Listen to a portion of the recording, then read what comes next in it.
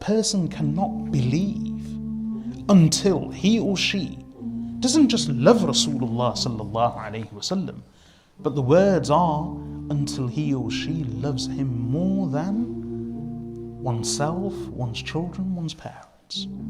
And this is what the love of the Sahaba radiyallahu anhum was. And that's part of the faith, that's part of Iman. As Imam Bukhari and others all relate from Anas ibn Malik radiyallahu anhu, Prophet sallallahu alayhi wasallam said, لا يؤمن أحدكم حتى أكون أحب إليه من والده وولده والناس أجمعين. That one of you cannot believe until I am more beloved to him than his parents, his children, and all of mankind.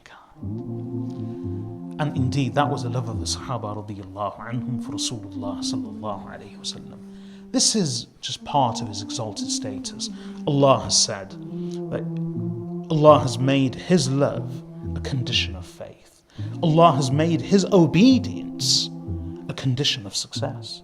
One cannot obey Allah without the obedience of the Messenger sallallahu alayhi wasallam. And just as Allah said that I have elevated your mention by ensuring that whenever I am mentioned, you are mentioned. In a similar manner, there is no concept of the ta'ah and the obedience of Allah without the obedience of the Prophet sallallahu alaihi wasallam. The two cannot be separated.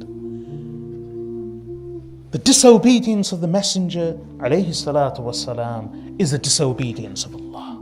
And the obedience of the Messenger sallallahu alayhi wasallam is the obedience of Allah. And there is no obedience of Allah without obeying and following the noble Prophet sallallahu alayhi wasallam.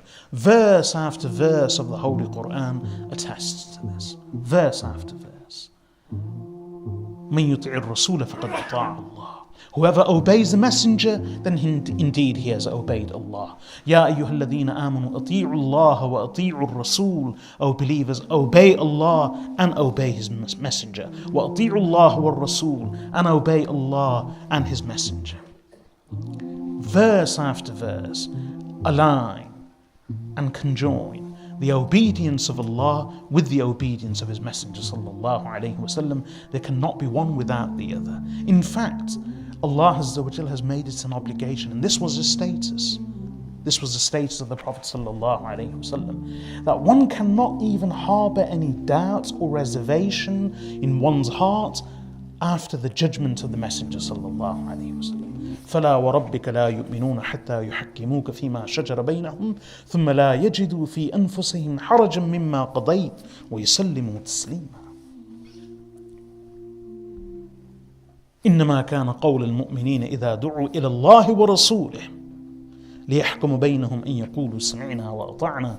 Two separate verses. In the first, Allah says, by your Lord, nay, by your Lord, they will not believe until they make you the judge in their disputes.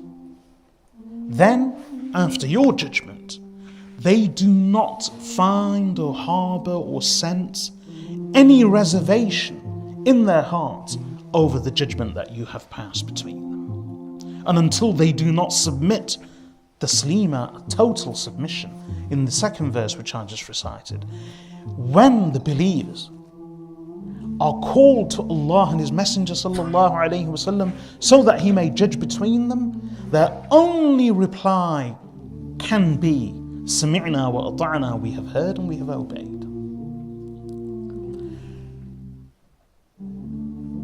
That was the noble status of the Prophet sallallahu alaihi wasallam. This is what it means in Islam to believe in Allah, to worship Allah, and to obey Allah. None of these things can be achieved without including the Prophet sallallahu alaihi wasallam in one's dua, in one's prayer, in one's ibadah and worship, in one's belief.